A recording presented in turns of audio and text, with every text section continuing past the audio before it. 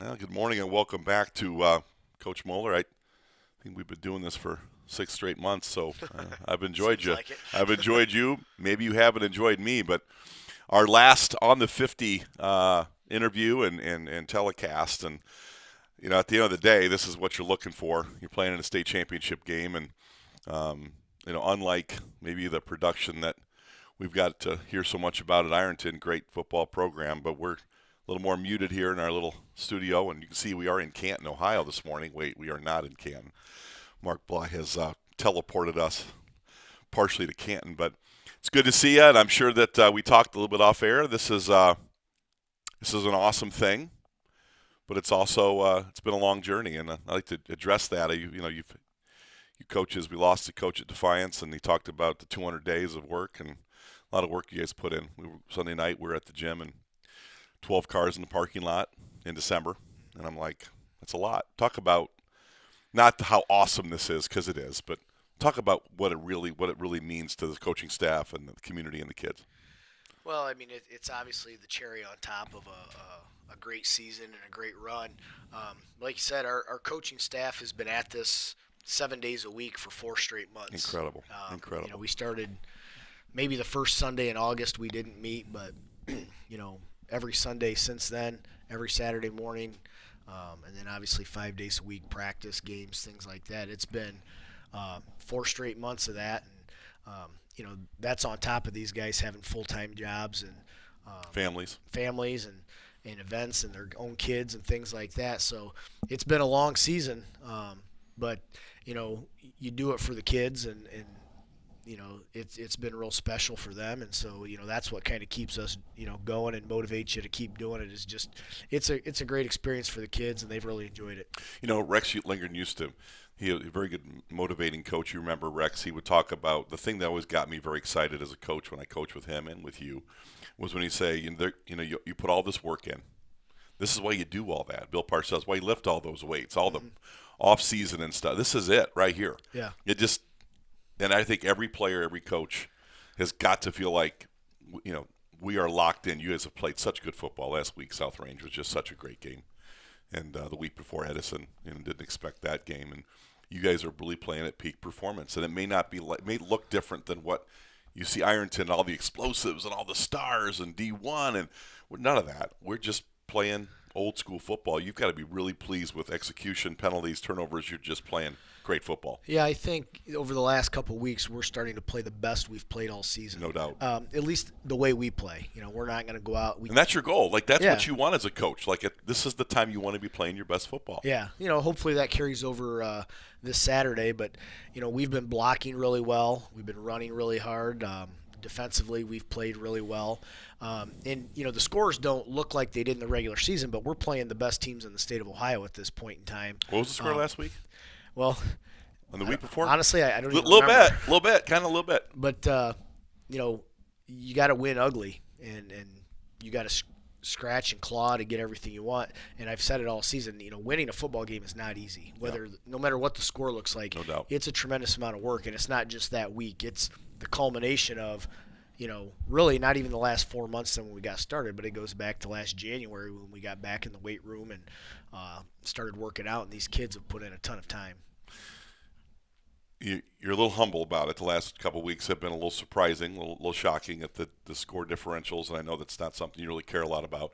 Best thing about you, Case, you just okay. That's what kind of what we're supposed to do. When you talk about business meetings, I mentioned corporate football all year long. I've had people ask, what does that mean? Just get up and go to work, and there's not a lot of fantastic and not a lot of media, not a lot of highlight films and all that. We got a little bit of that here once in a while. Somebody does some things, but it's just not. You're the antithesis of that. You've taken the program kind of back to the future with the way we run the ball, with the way we play defense, with the way you work. Not a lot of emotion in the program on the sidelines. It's just play after play, practice after practice, game after game. Been a great approach, and you've had 2 great weeks. I thought the Oak Harbor game was pretty cool. That tested you a bit. But the last 2 weeks, you've got such good play from all three levels, and you've talked about it all year. Special teams, defense. You're getting touchdowns on special teams. You're getting touchdowns on defense, and your offense has been executing at a high level. You just have to be very pleased with all the effort you're getting and with the health. We talked about availability. You've got great health right now too. Yeah, to get to this point, you got to be performing in all three phases. And last week, you get a touchdown on defense, a touchdown on special teams. That's a huge boost to your offense. And then, not to mention the field position that we got because of turnovers, we generated on defense that certainly helps the offense. Otherwise, that's a lot tighter game. But when you get those things, it certainly helps. And our mantra, at least the last week, was, dominate the play and move on to the next one. Yeah.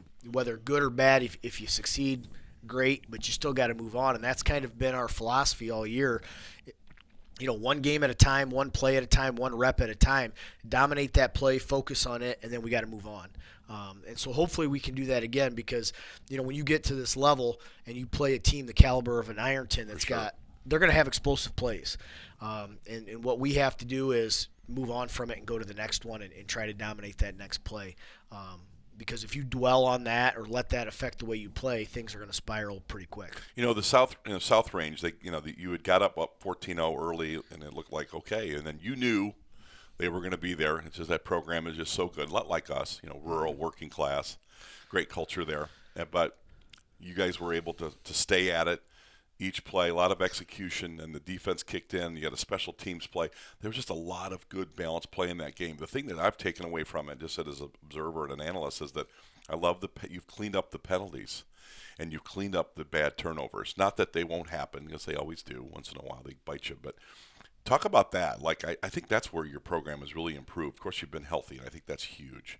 And you've really gotten to this point of the season. Credit to Amanda Matthias and all the coaches of just managing all that. That's just been brilliant. I have to give you so much credit with that. With that being said, you've limited the exposure to turnovers and penalties. What's that been like? Well, it's just probably getting back to basics a little bit, focusing on those things and understanding. A lot of what we did in the regular season is to build to this. The emphasis has always been take care of the football. And we've done a good job of that in the playoffs. We've limited the exposure to the ball. Woody Hayes said when you throw, three things can happen. Two of them are bad. So we haven't thrown the ball a whole lot. Hopefully we can continue that. Newsflash, we aren't throwing the ball that much. But last week you opened up with a that was play-action pass, and there you go. Obviously calculated because the previous two games, I think we've had 10 pass attempts before that in two games. So teams are going to load up the box, and we thought we need to at least loosen them up and let them know that we're capable of doing that. And we felt like we had an opening there, and sure enough, we executed it really well. The penalty thing, I think a lot of times you get into the playoffs, and the further down you get, the officials, unless it's an egregious penalty, they're gonna keep it in their pocket. So that's obviously been beneficial, and hopefully we can continue that. But when you play a clean game, you give yourself a much better chance to be successful than when you are behind the chains because of penalties, or you give the other team good field position because of turnovers. I got into a couple arguments after the Edison game, nothing too vicious, but, we had a penalty. We had one. We had a delay of game. And I'm like, we didn't have any penalties in that game. I was doing it. So I don't know if we had a penalty that game. It may have been a delay of game very, very late in the sequence. It was. Okay. And of course, it wasn't just the captain, Mark Bly. I was arguing with other guys, and they're like, Barrett, we had one, because I'm like, we're playing perfect, man. Anyway, you ruined my narrative that we're playing perfect football. We played perfect football that night. Obviously, Ironton presents. When you get here, you're going to see this kind of team. It presents an extraordinary challenge for your football team. Anybody, and we all have access now. Their games are on YouTube, and the coaches get to watch Huddle, and the analysts get to watch Huddle, and Brian Babcock and I have spent 3 hours jibber-jabbered about the game. Keith Kern wants to talk about, all the legends want to talk about the game. I think it's just really interesting that you have went through a gauntlet of top 3 teams, top 5 teams, undefeated each week, this and that. This team, though, is a special football team. They've got 2 basically early enrollee Big Ten SEC players. We don't have those guys here. No. I don't think we've ever had those guys here. We talk about Jesse Smith being a god here, and he kind of was, went to Akron, right? Yeah. Matt Leininger, I guess Rex's kid, Blake was a great player, went to Wake Forest and was a good player. Those are like over a 40 or 50-year span. These guys seem to have a player or two in their pocket all the time. So when you look at that and I know your heart's in defense, people want to think we're a great offensive team. I think we're good on offense. I think we're great on defense. And I think Matt Bryan and you and your staff have been just outstanding in defense. Talk about the challenges that Ironton brings and the things you have to look at to prepare for this week. Well, certainly their athleticism is Off the chart. first. Yeah, Yeah. I mean, like I said, we've played a couple D1 kids this year, Yeah. and done a good job. We could game plan for them and stuff, but they've got like multiple Yeah. D1 kids on offense. The Terry kid is going to Missouri. Another kid going to Penn State. They got a sophomore that's got multiple Division I offers. Right. I think the one tackle may be going to Kentucky. So just the sheer number of athletes they have is something that we can't prepare for. You can't simulate it in practice. We haven't seen it during the season. We've seen some teams with a lot of good athletes, For but sure. not at this level. So it's going to be a huge challenge. And the only way I know of to combat that is we got to play really good team defense. We got to get a lot of people to the ball. And we got to get them to the ground.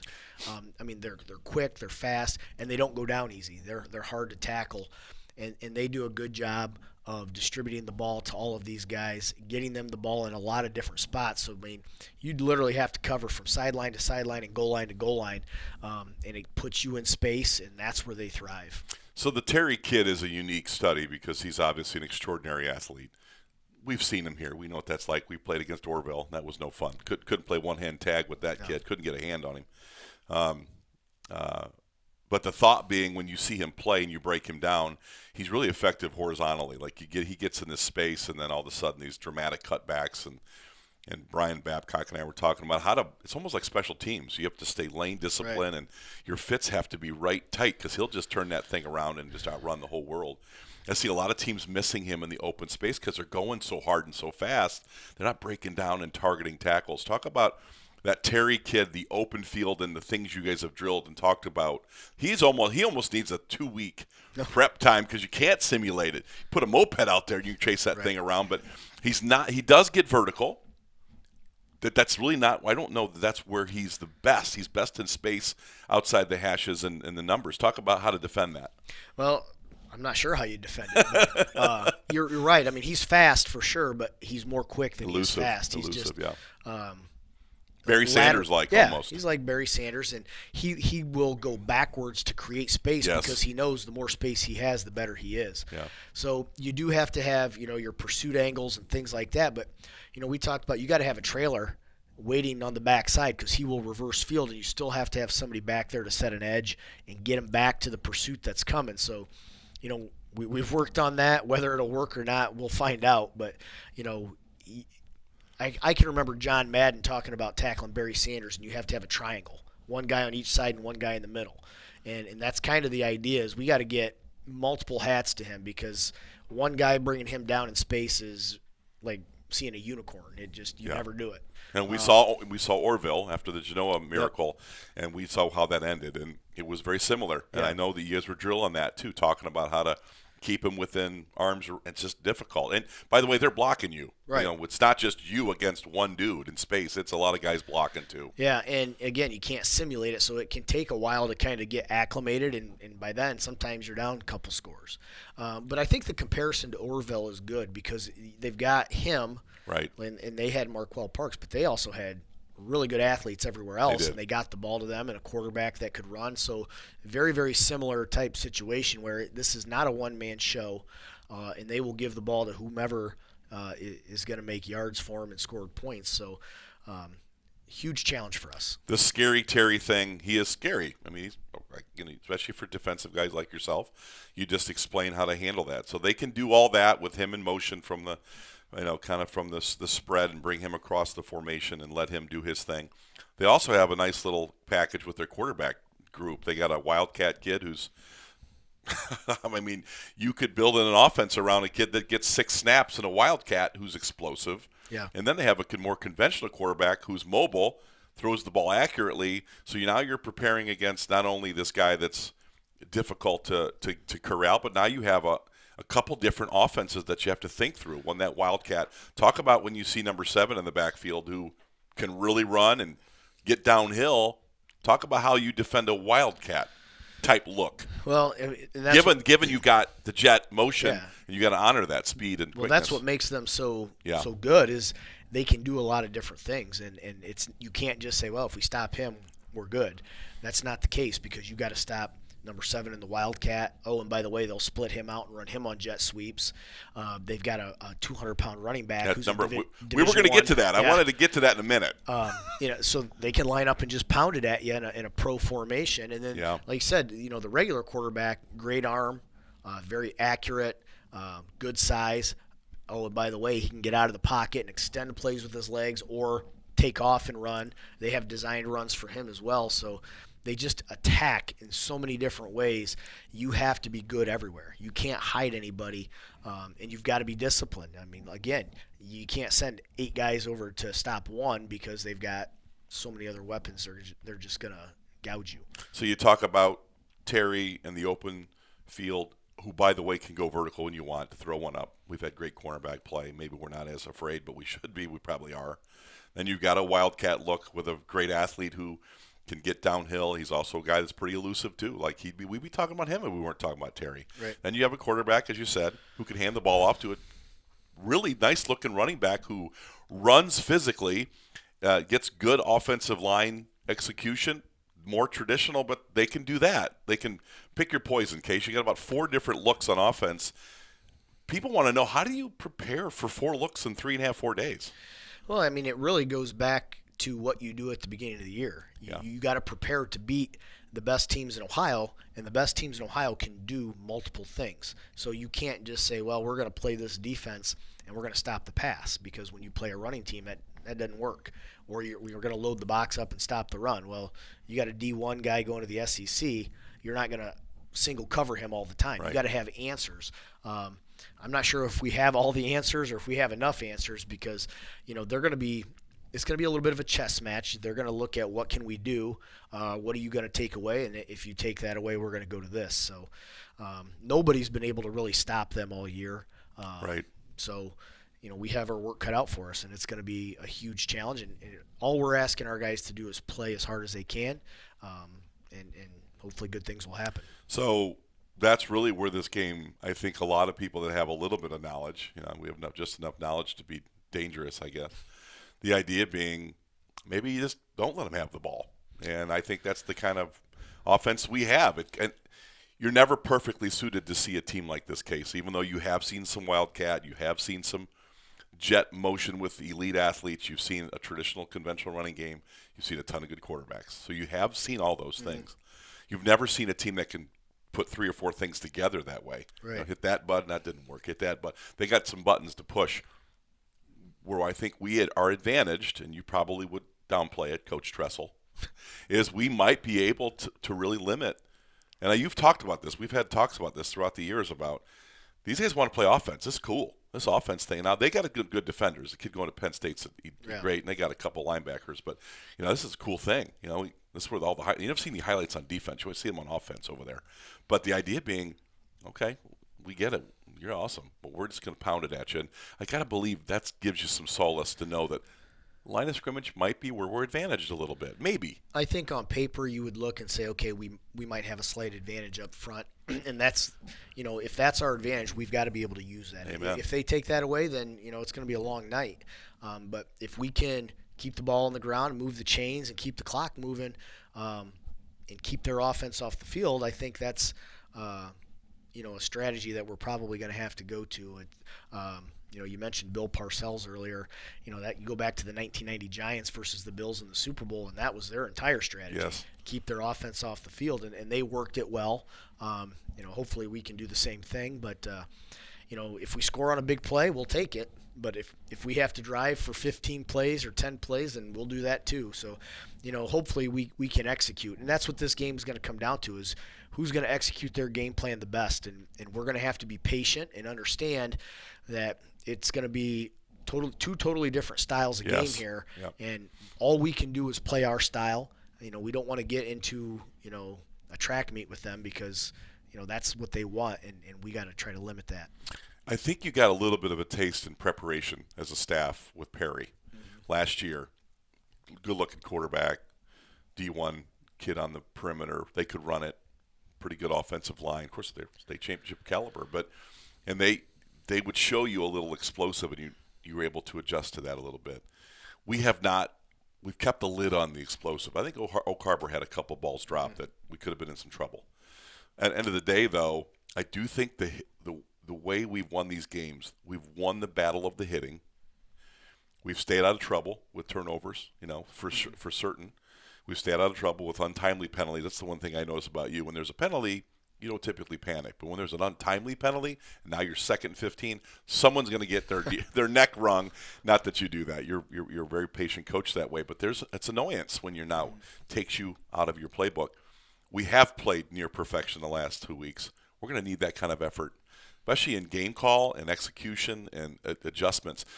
Talk about the Perry keeping the lid on their explosives and the parallels, because I see a little bit of that. Yeah, again, it's a total team effort. For sure. Unit effort, yeah. Yeah, and you've got to, again, be patient. Where Perry gouged us on a couple plays and got down near the red zone, and then we stiffened up. When the field shrank, we were able to, not be as worried about all the space, and that might be something we have to do with Ironton is, if they can drive the ball 20-20 and not get points, we can live with that. Right. I don't think we're going to shut them out and have, a punt every possession, but we've got to make plays when plays need to be made. We've done a very, very good job of that in the playoffs, and I think a lot of that is being in the right place at the right time and giving yourself an opportunity to make a play. And then we've made some, and we're going to need more of that. And obviously they're going to make plays too. They've got playmakers all over the place. That's why they're here. That's why they're getting D1 offers, is because they make plays. So yeah. We've just got to do our best and move on to the next play no matter what happens. You really haven't shown any signs of panic when you give up an explosive or something goes bad. You guys really are next play driven. You can just definitely tell the mind's working. I can only imagine what the guys up top are talking about. There's probably no voices raised, unlike the old days. A lot of cat fighting up there at times. But I think that really helps calm and focus your players. Like, okay, we gave up a big play, got to make the next play, and we've done that consistently. No one really appreciates the importance of a coaching staff. And we've talked about it all year, and you've been very judicious and you've been very generous with your staff. I think that is an incredible advantage for us. Not that Ironton doesn't have great coaches. I'm sure they do. Coaching's a heck of a lot easier when you got P1 big time. They're probably already on, going to get some NIL money before they even get there. Like I said, we don't have those players. We have an entire group of people that get the job done. But talk a little bit about your coaches, because I think the adjustments. I really like watching Matt Bryan. Hard to find him because he's just doing it a little bit like you. He's one of your proteges. But talk about the staff and the choreography of how you execute game plans, and without giving away a ton. But this is going to go up later today. But that is a huge thing that people don't have a great appreciation. How good your staff is, the adjustments that you make, the composure that you show, the teaching that you're always doing. Give us a little bit of a view of what that looks like on a Friday night, especially when you give up a big player or where you're in the midst of a battle. Well, one of the things, I think their staff works really well together. They take ownership of their position group. They know they coach those guys up. They make decisions, and they know the adjustments that we need to make. And we kind of all share that. If we need to do this with the guards and centers, we'll do it. If the tackles and tight ends need to do this, we can adjust that way. And the communication piece is pretty critical as well. But we have coaching staff that's been around a while, and I don't think we've panicked much, and part of that is we have enough experience to know, yes, teams are going to make plays. Understanding why did they make the play? Were we out of position, or did they just make a better play than us? Because one of those things you can adjust, the other is more difficult. And so kind of finding solutions to those things and understanding, okay, why did this happen, is a big part of it. And then just understanding your position group. And we've had a lot of continuity, not only in coaching, but with what we do offensively and defensively. So we know, kind of what adjustments maybe we need to make, and sometimes those work, sometimes they don't. But we have tools in the toolbox, I guess, and kind of know what we want to do. And, again, that experience of not panicking, I think, is big. I think hopefully that helps calm the kids down so they don't panic as well. But the coaching staff puts in a ton of time watching film, talking to each other, off season, going to clinics and things like that, and just understanding our kids. the game is about the kids and what can they do. It's not about what we know or what we think we should do. What are they capable of doing? And I think our coaches do a great job of putting kids in position where they can be successful. Because we can't ask, a kid to put, a square peg in a round hole. It just doesn't work. So we try to maximize what they can do and bring it all together. And it's hard sometimes, but our guys do a great job of it. Yeah, it's just a great staff, and know them all personally, and got a chance to work with a lot of them, work with you, and certainly you guys are at the peak of performance. And I know coaches don't take credit. You can't find Nick Miller. Doesn't want to talk to you after a win. It's all about the kids. You can't find Brian Hefflinger. These guys just put their heads down and go to work, and that's what this staff's like. Workmanlike and blue collar. As we get ready to wrap up, Case, because you got bigger things to do than talk to me about the game. You've got to get ready for the football game. Talk about these seniors. I really thought it was brilliant in the preseason, because I have a son on this team who's been injured all season ever since the Otsego game. But one of the things that I think these kids really bought into was that whole tagline of the team without. And I don't claim to know everything, because Baxter doesn't always share, because it's kind of that for that culture, which we love. But the little bit he has shared about it, I really feel like, last year we were at the state championship level and we rolled everybody. Here we are, we're there. And you had some great players in that team. We will never forget, the Cruz brothers and Bockelman, and there's great players all over that team last year. We'll never forget them. And the year before we had great players. I mean, we've had great players for years. Yeah. But this team, what are you going to do? How are you going to do this? How are we going to get this done without the Cruz triplets? I mean, Landon Bockelman, Seth Navarre, how do you do this thing, Case? This is crazy. You're never going to be able to get this done without all those Napoleon transfers. How do we answer the questions? I think we kind of answered all those with a whole different look. And I love that team last year. But this team really has brought the lunch pails every week. And the story lies in the Brogans and obviously Waylon Rentzes, and these seniors have been, there's a lot of seniors, but tremendous. Talk about your seniors. Well, like you said, the first day of spring ball in May, I wrote on the board team without, and then had a list of all the stuff we lost from last year and things like that. And that saying actually comes from John Wooden. That's what he called the team that won a national title the year after Kareem Abdul-Jabbar graduated, because he was the 3-time player of the year. They won 3 state national titles, and everybody said, oh, they're not going to win because they don't have him. But his approach was, we're going to do the same things and we'll plug somebody else in there. And that's kind of what we did. We lost some elite players. Landon Bockelman, in my opinion, was the best lineman in Division V, both sides of the ball last Agreed. year. The Cruz triplets were unlike anything I've ever coached as far as competitiveness. Throwback players. Those little guys played like they were in the 80s. Seth Navarre was an elite Tremendous. player. Landon Amstutz was a great quarterback. Colton Chambers. You just go down the list. They were great. And Colton Chambers, one of the best wings. Yeah. Him and his brother Christian, just tremendous players. Sure. And so we talked about, okay, we lost those guys, and everybody's going to count you out because of that, because those were the superstars. And they did, by the way, A lot of people were like, I can do this. Who's on that? Who are these seniors? I think what a lot of people looked at what we didn't have. They didn't focus on what we did have. And what we did have was some guys that played in some pretty big games last year. We had a group of seniors that have stuck together since they were in elementary, a group of seniors that worked extremely hard and were hungry, and a group of underclassmen that would do what those seniors wanted. They've built relationships over the years where the underclassmen want to play for the seniors. If you don't have those relationships, you're not going to have a very good team, because the seniors can't go out and do it themselves. They got to have the underclassmen with them. So you got to have those relationships where the underclassmen get along with the seniors. They respect them.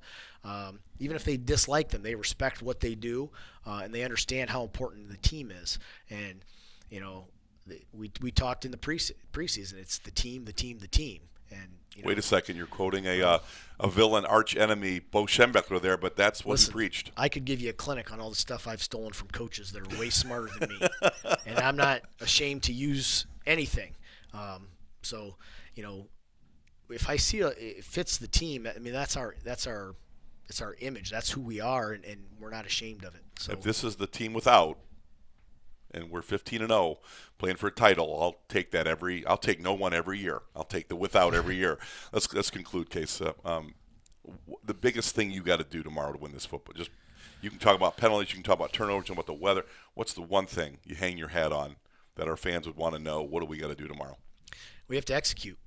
Execute on both sides of the ball? Yeah, or? I mean, okay. Yeah. we've got to do things on defense that we Yeah. need to do. We got to do things on offense. We got to do things on special teams. If we don't execute one of those phases of the game, we're going to be in trouble. And it's execute is very, very broad, but there are so many things that go into executing offensively and defensively. We don't have time for that. It would take me 8 hours to explain all that. But we have to execute, and it has to be every level. It has to be every person, and it can't, you're as strong as your weakest link. We have one guy make a mistake, it throws everything off. So it's almost like you got to be a machine with all the parts moving together, and that's how you execute. This team has played like a machine. You got a great group of seniors, check. You have a phenomenal coaching staff, check. You're healthy for the most part, check. You're 15-0, playing Ironton tomorrow in a state championship game. Tom Benson Hall of Fame Stadium. Just doesn't get any better, man. Spike says it all the time. It just don't get no better than this. Coach Moeller, great season, fantastic program, awesome kids, great community. Just it doesn't get any better than this. Tomorrow, Liberty Center, 3 o'clock kickoff against Ironton, the Tigers. #1 in the AP. This is going to be a war. Good luck tomorrow. Thank you.